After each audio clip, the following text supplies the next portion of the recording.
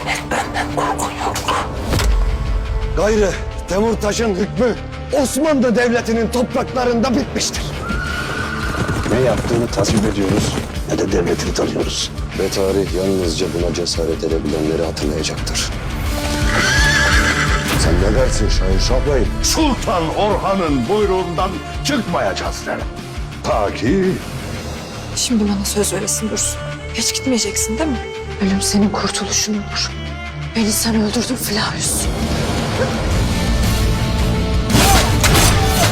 Temurtaş, hudut karakolumuzu basmış ağabey. Bize biat etmeyen gazabımıza mazhar olacak.